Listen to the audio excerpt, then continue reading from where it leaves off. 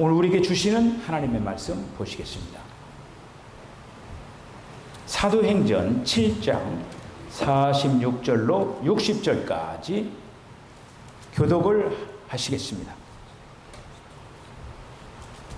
다윗이 하나님 앞에서 은혜를 받아 야곱의 집을 위하여 하나님의 처소를 준비하게 하여 달라고 하더니,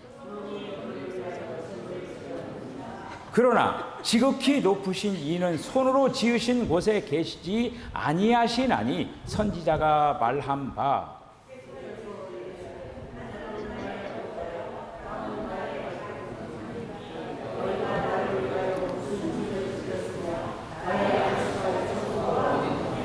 이 모든 것이 다 내 손으로 지은 것이 아니냐 함과 같으니라.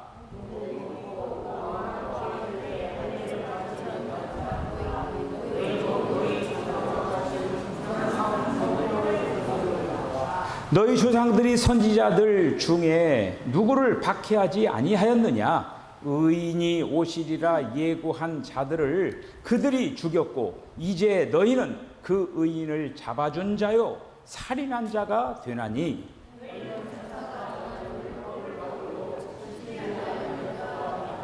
그들이 이 말을 듣고 마음에 찔려 그를 향하여 이를 갈거늘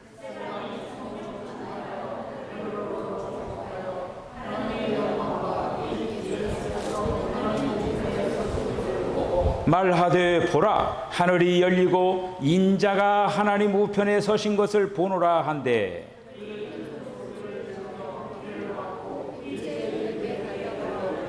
성 밖으로 내치고 돌로 칠세, 증인들이 옷을 벗어 사울이라 하는 청년의 발 앞에 두니라.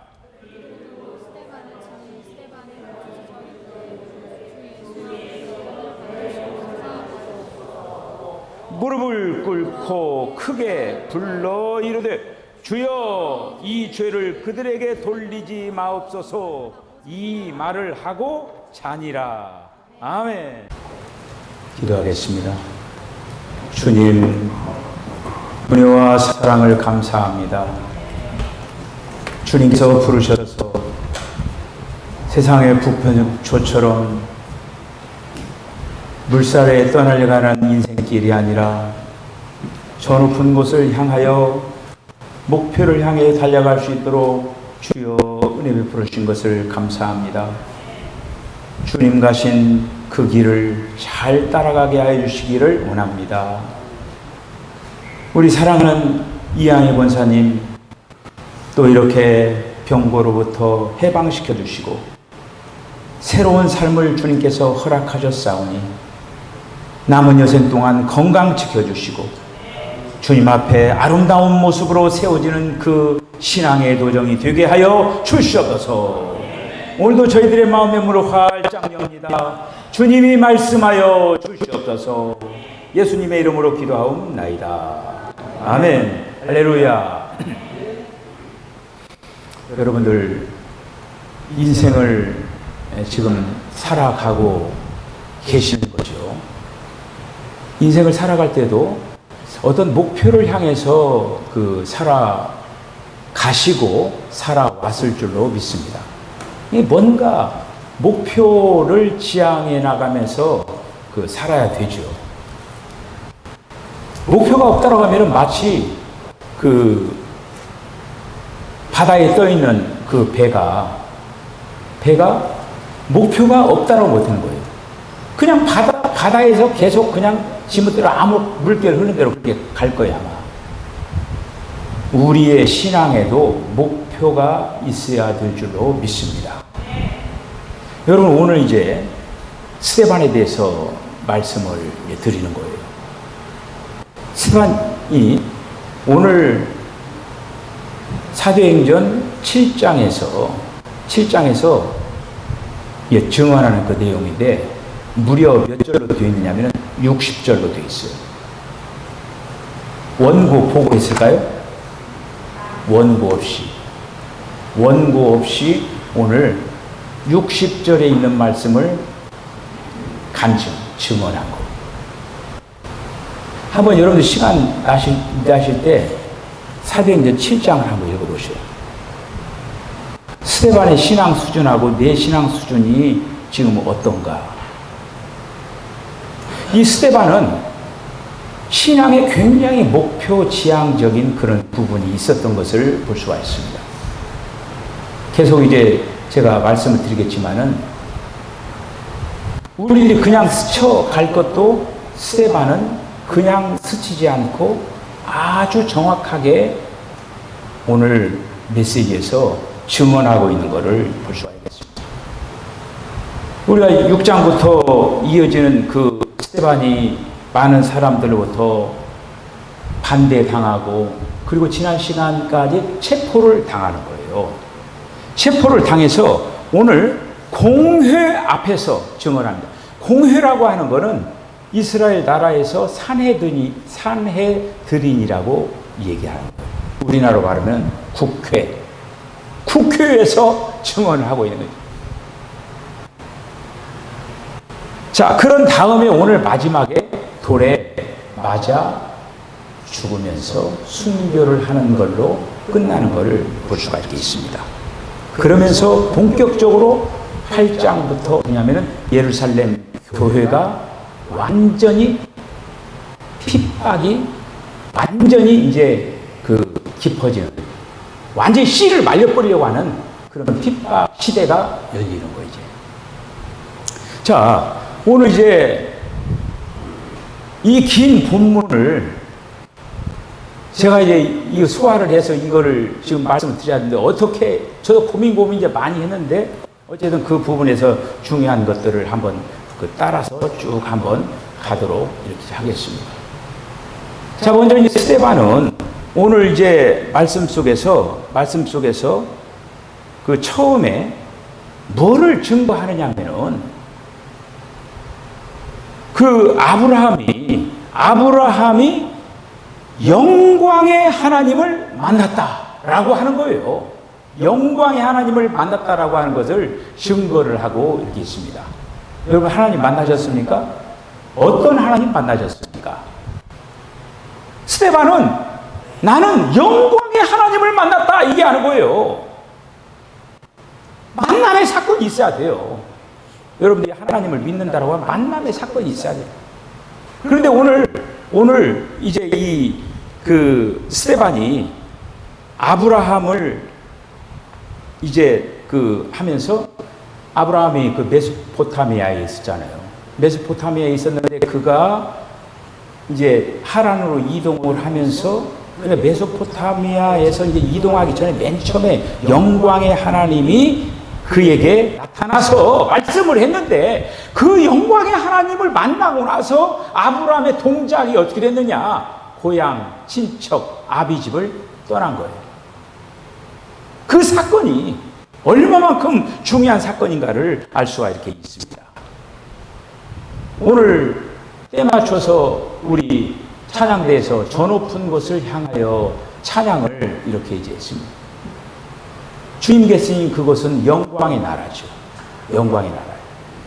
그런데 영광의 나라가 이 땅에서 어떻게 표현이 됐느냐? 이스라엘 백성들이 광야를 지나면서 그들을 인도한 불기둥과 구름기둥이 있습니다. 그러면서 그 영광, 불과 구름으로 이스라엘에게 나타나신 거예요. 그 영광의 하나님이 어떻게 나타나냐? 불과 구름의 모습으로 나타나서 그들을 광야 40년 동안 안내를 이렇게 했습니다. 그리고 이제 이스라엘 백성들이 이제 광야 생활을 마치고 나서 가나안 땅에 들어가 가지고 그들이 다윗은 성전을 짓지를 못하고 솔로몬이 성전을 지었잖아요. 영광이 어디에 있었어요? 성전 안에. 그 중에서도 어디에? 지성소 안에. 하나님의 영광이 그곳에 계신 거예요, 이렇게. 그런데 오늘 이제 이 스데반이 지금 아브라함이 영광의 하나님을 지금 봤다라고 하는 거예요. 그러니까 아브라함이 영광의 하나님을 보면서 거기에 매혹이 되어버린 거야. 그러면서 하나님한테 너무 매력을 느낀 거예요. 그냥 쏙 빠져버린 거야. 이게 매혹되어버렸어요. 처음에 하나님을 만났는데, 맨 처음에 만났는데 거기에 딱 꽂혀버린 거야. 그냥. 그러니까 이제 뭐 뒤도 돌아볼 것이 없는 거예요. 그러면서 본토 친척 아비집을 다 뒤로 하고 하나님이 지시한 땅으로 가게 됐다라고 하는 것이죠. 자, 여기에 굉장히 중요한 게 있는 거예요. 이제 어떻게 아브라함이 세상을 뒤로 하고 세상으로부터 분별하고 성별시킬 수 있었는가? 영광의 하나님을 봤다라고 하는 거예요. 영광의 하나님을 만났다라고 하는 거예요. 하나님을 만난 체험이 없으면 세상줄로 계속 쫓아가는 거예요. 그런데 아브라함이 그 메소포타미아 그 데라가 그러니까 아버지가 데라인데 그 데라가 업이 무슨 업이냐면요, 우상을 만들어서 판매하는 판매업자예요. 이 우상장사예요. 우상장사. 그런 어떤 가정에서 아브라함이 자라난 거예요. 자, 그렇게 해서 이제 바로 이렇게 아브라함이 그를 하나님을 따르게 하려고 했던 아주 커다란 격려와 힘이 된 원천이 뭐냐? 영광의 하나님 만났다고 합니다. 자, 오늘날 이 시대에 여러분들 하나님 만나셨습니까? 그럼 신약 시대는 그 하나님이 어떻게 나타나느냐? 구약처럼 모르는 사람들은 구약처럼 주님 저도 좀 보여주세요 이렇게 막 기도를 하는 거예요. 저도 좀 보여주세요 막 그렇게 하면서 막. 근데 신약 시대는 보이지 않아요. 보이지 않는 하나님. 신약 시대는 믿는 이들에게 보이지 않는 영광으로 나타나는 거예요. 여러분 실망입니까? 보이지 않는 영광으로 저와 여러분 안에 지금 들어와 있다라고 하는 거예요. 보이지 아니하는 영광이 저와 여러분 안에 들어와 있다라고 하는 거예요. 그 신약에 믿는 이들은 지금 어떻게 되냐? 아브라함과 같이 이스라엘 백성과 같이 막 눈에 보이는 그게 아니라 눈에 보이지 않는 영광. 자, 이 말씀이 베드로 후서 1장 3절에 이렇게 나와 있어요. 한번 들어보세요. 보이지 아니하는 영광이 이렇게 나타난 거예요. 그의 신기한 능력으로 생명과 경건에 속한 모든 것을 우리에게 주셨으니 이는 자기의 영광과 덕으로서 우리를 부르신 자를 앞으로 말미암음이니라. 그러니까 지금 여기 자기의 영광과 덕으로 우리를 부르셨다고 하는 거예요. 그런데 그 영광과 덕이 보이지 않는 그 하나님의 모습으로 우리를 부르셨다고 하는 걸 볼 수가 있는 거예요. 그래서 이 영광의 하나님에 관한 이 스데반의 말은 이게 왜 중요하냐면요, 이거는 예수님이 증언하는 말씀의 핵심적인 그런 포인트예요. 그래 신약에서 얘기하는 그 핵심 메시지를 지금 스데반이 입술을 열어 맨 처음 얘기를 하는 거예요. 맨 처음 얘기하는 거예요. 그러니까 대단한 거예요. 이게 좀. 그래서 우리는 보이지 아니하는 그 영광에 의하여서 부르심을 받고 우리가 지금 주 예수님을 받아들임으로 말미암아 우리가 지금 세상에 있는 그 어떤 것보다도 주님을 향하여서 지금 나아가고 이렇게 있습니다. 자, 그 다음에 지금 이 스데반이 입술을 열어서 4절로부터 어떤 얘기냐면 아브라함의 씨 얘기를 하는 거예요. 아브라함의 씨. 굉장히 중요한 거잖아요. 아브라함의 씨에서 누가 나옵니까? 메시아가 나오잖아요. 아주 어떻게 보면은 지금 신약을 열어가는 굉장히 중요한 키포인트를 지금 스데반이 놓치지 않는 거예요. 지금 아브라함의 씨를 얘기하는 거예요. 아브라함이 사실 뭐 본토 친척 아비집을 떠나서 온 것 같지만은 여러분 그렇게 한 것에 배후에 누가 있습니까? 여호와의 하나님이 계신 거예요. 하나님이 계신 거예요. 하나님이 그를 안내한 무슨 요즘과 같이 무슨 내비게이션 딱 해가지고 목표지 딱 해놓고 우리가 그렇게 갑니까? 지금 갈 바를 알지 못하고 간 거예요. 갈 바를 알지 못하는데 바로 하나님이 아브라함의 내비게이션이 되어가지고 나아간 거예요.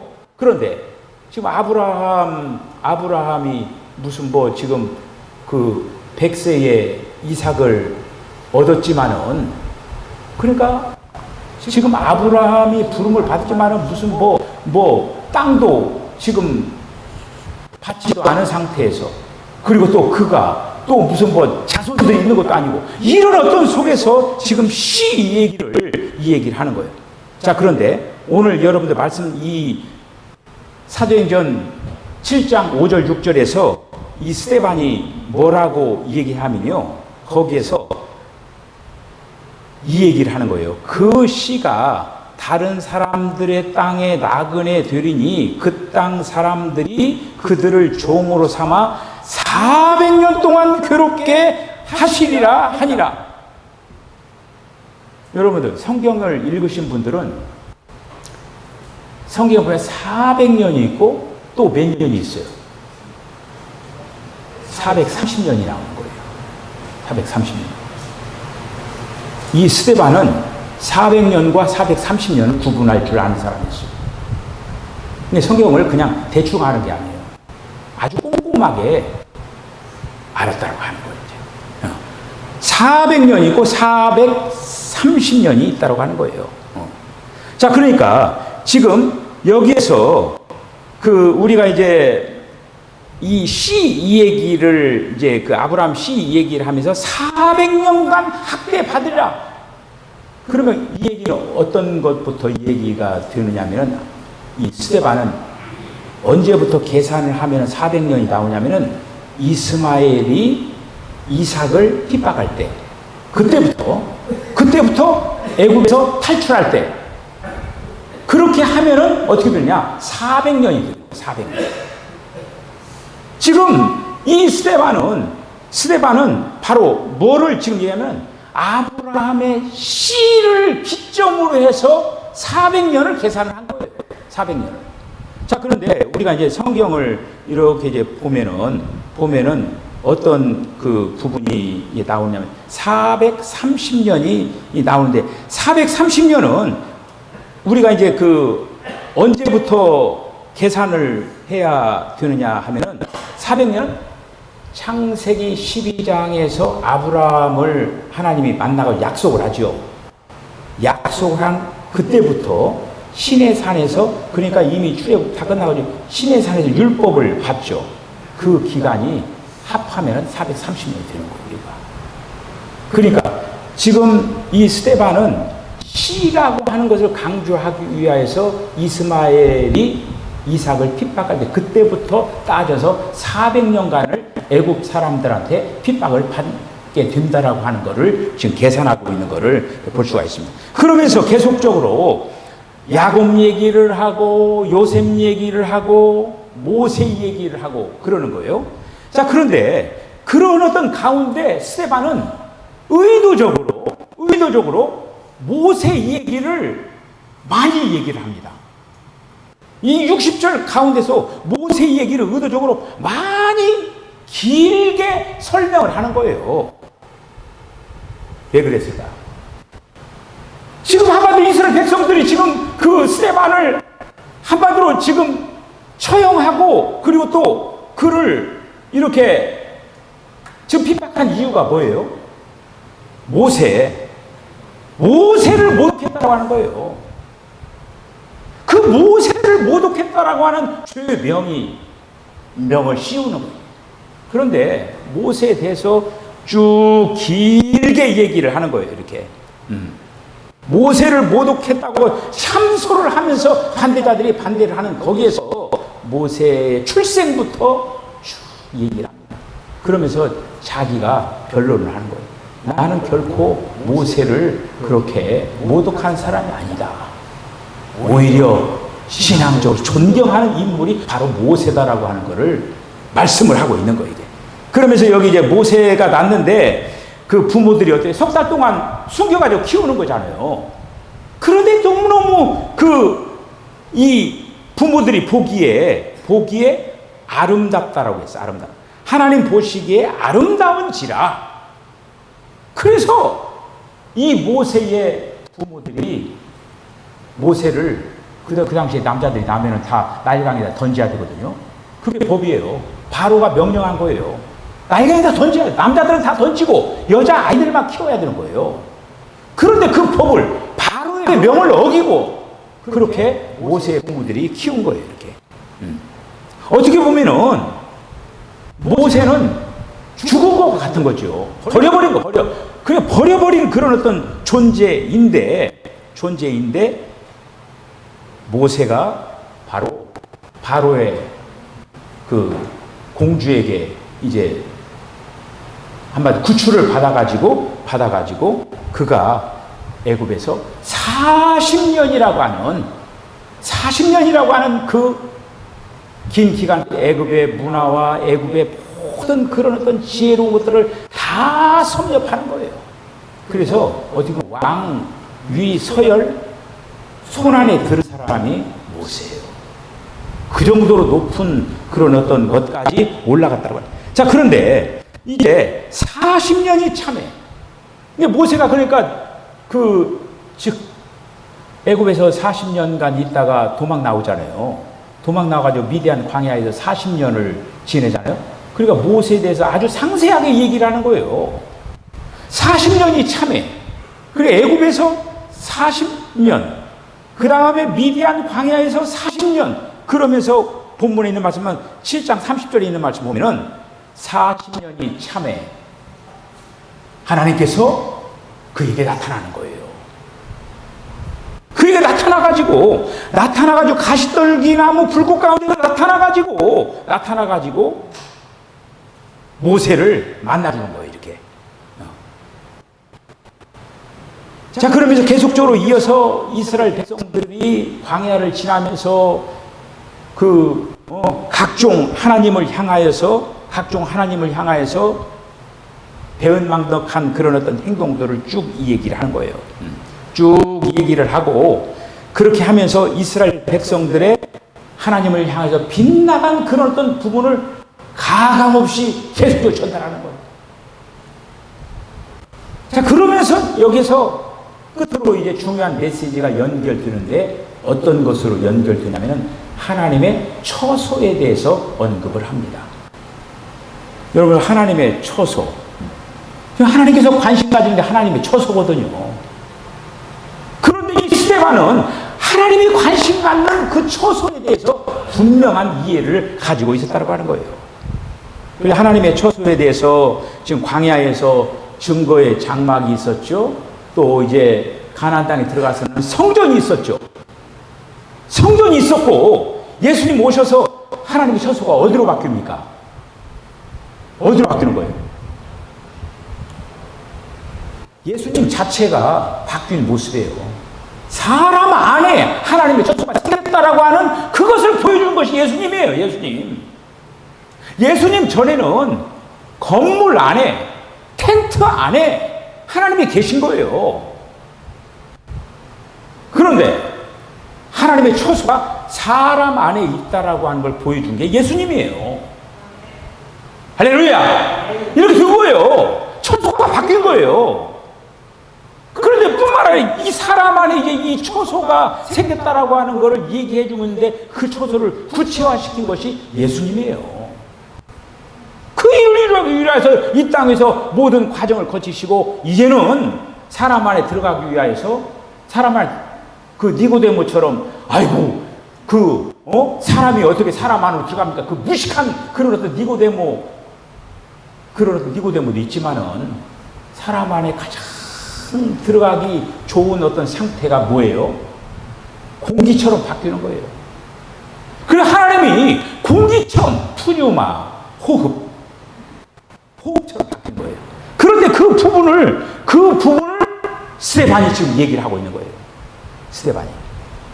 스데반이 그 얘기를, 그 처소에 대해서 많은 문제들을 언급을 하면서 하나님의 처소의 문제를 다룹니다. 그러면서 이제 48절로 50절에 있는 말씀을 보면은, 자, 그러나 지극히 높으신 분은 손으로 지은 곳에 거주하지 않으시니, 더 이상 건물 안에 안 계신다라고 하는 거예요. 건물 안에 안 계시고, 선지자의 말대로 주께서 말씀하신 대로 하늘은 나의 보좌요 땅은 나의 발등상이니 너희가 나를 위하여 무슨 집을 짓겠으며 나의 안식처가 무엇이뇨? 이 모든 것이 다 내 손으로 만든 것이 아니냐 함과 같으니. 그러면서 여기 이제 스데반이 하나님을 어떻게 표현하냐면 지극히 높으신 하나님. 여러분, 지금 스데반을, 지금 모세를 모독하고 스데반 죄명이 뭡니까? 하나님을 모독했다고 하는 거예요. 그런데 하나님을 모독했다고 하는데 지금 스데반은 어떻게 하냐면 그 하나님이, 너희들과 내가 믿는 그 하나님이 지극히 높으신 하나님이시다라고 하는 것을 증언하고 있는 거예요. 스데반은 그 하나님을 지극히 높이는데 하나님을 모독했다라고 하는 그 말이 됩니까? 안 되잖아요, 이거야. 자, 그러면서 이 영원한 처소, 이제는 영원한 처소가 바로 교회에 있다라고 하는 것을, 교회에 있다라고 하는 것을 이 스데반이 분명히 이제 얘기를 합니다. 자, 그러면서 반대하는 자들을 통하여서 강력하게 그냥 가감없이 막 쏟아버리는 거예요. 그냥 눈치 볼 것도 없어요. 뭐라고 얘기하느냐? 51절에 보니까 목이 곧고 마음과 귀에 할례를 받지 못한 사람들아, 지금 앞에 있는 사람들은 얘기하고 있는 거예요. 너희들이 교만한 자들이라고 얘기하는 거예요. 너희가 항상 성령을 거스려 너희 조상과 같이 너희도 하는구나. 스데반이 성령으로 충만했고 성령으로 주님과 함께 있기 때문에 결국에는 여러분 뭡니까? 지금 스데반은요 성령과 하나 된 모습으로 얘기하고 있는 거예요. 어떻게 보면은 그냥 스데반이 지금 이 7장에 쭉 얘기하는 거가 무슨 뭐 외워서 무슨 뭐 짜집기해서 그게 아니에요. 하나님께서 그 안에서 역사를 해가지고 증언을 하는 거예요. 그래서 쭉 얘기를 합니다. 자, 그러면서 그렇게 이제 한마디로 이제 아픈 곳을 건들잖아요. 그러니까 54절에 뭐냐면은 이 말을 듣고 마음이 절단되어 스데반을 향하여 이를 갈거늘. 여기서 절단됐다라고 하는 표현은 뭐냐면은 톱으로 써는 거예요. 그 정도로 강력한 메시지가 그들에게 전달돼요. 얼마나 강력한지 톱으로 자기를 써는 거예요. 그런 어떤 통증을 느끼는 그 메시지를 들은 거예요. 그러니까 참지를 못해가지고 이를 갈면서 어떻게 되느냐. 여기 보니까 55절에 있는 말씀 보니까 이제 그런 가운데 스데반은 성령이 충만하여 하늘을 우러러 주목하여 하나님의 영광과 및 예수께서 하나님 우편에 서신 것을 보고 충만했다. 그러니까 이 스데반이 참 그 어떤 경건의 생활을, 그러니까 음식 봉사자로 지금 택함을 받았잖아요. 그런데 음식 봉사자였지만은 오늘 이 메시지 전하는 거 하면서 그리고 또 증언하는 그 하나하나가 뭐냐면은 하나님과 일체감을 이루기 위하여서 시간들을 많이 할애했다라고 볼 수가 있는 거예요. 여기 이제 성령이 충만했다라고 하는 거예요. 충만했다라고 하는 이 부분이 내적으로, 본질적으로 하나님 하나 됐다라고 하는 거예요.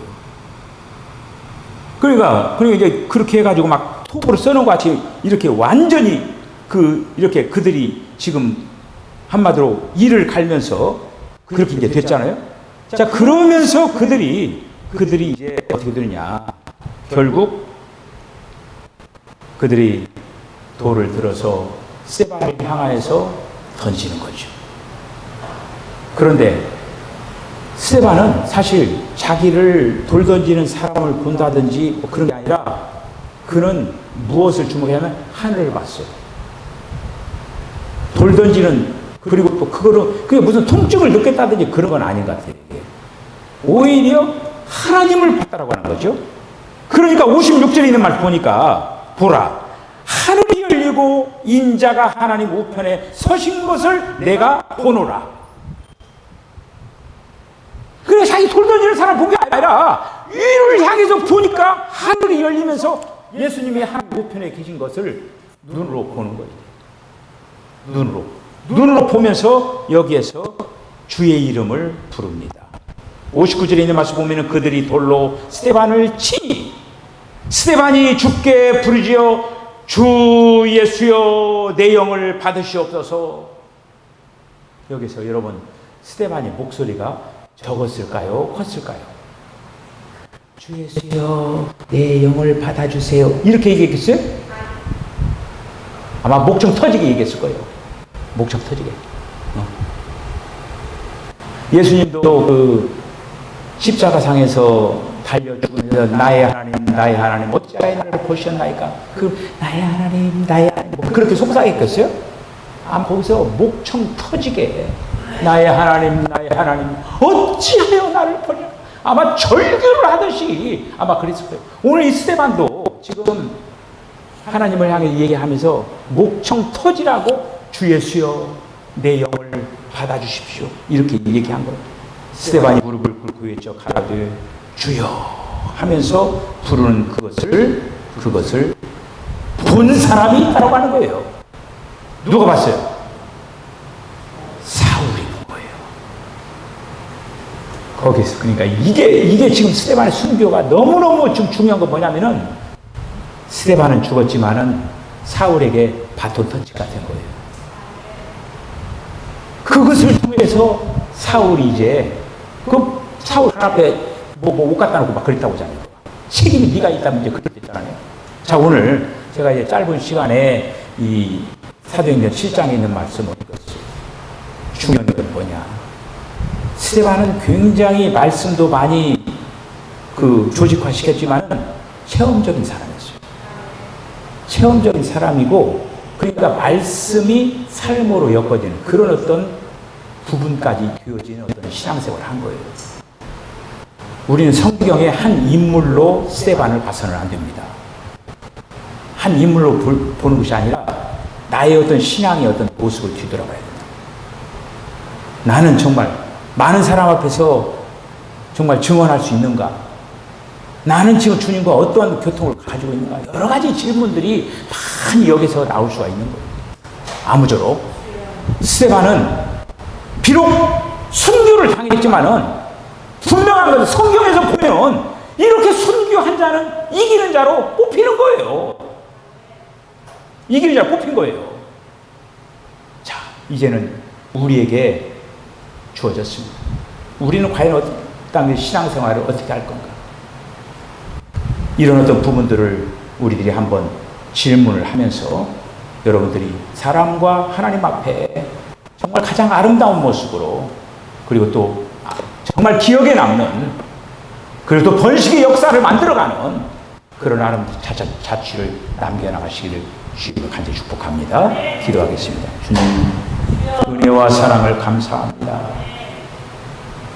주님께서 스데반을 부르셔서 하나님을 증언하게 하시고 더 나아가서 그 증언을 통하여서 많은 사람들의 가슴을 울렸고 더 나아가서 그 죽음을 통하여서 이제 바울이 되어서 돌아오는 그런 하나의 또 기점을 만드는 그 모습을 봅니다. 주여 나를 통하여서 주님 앞에 나온 심령들을 뒤돌아봅니다. 나는 지금 어떠한 번식을 이루어 나가는가? 우리가 정말 남은 여생 주님을 향하여서 많은 영혼들을 주께로 인도하게 하여 주시옵소서. 예수님의 거룩하신 이름으로 기도하옵나이다. 아멘. 지금은 우리 주 예수 그리스도의 거룩하신 은혜와 하나님 아버지의 극진하신 사랑과 성령의 감동감화 교통하심이 주님 우리를 만나주신 주님 그 주님께 매혹되어서 그 주님을 위하여 마음과 정성을 다하여 신앙의 경주를 감당하겠다라고 결단하는 우리 성도 10년과 가정과 기업과 저들의 삶 가운데 지금부터 영원까지 함께 하시기를 간절히 축원하옵나이다. 아멘.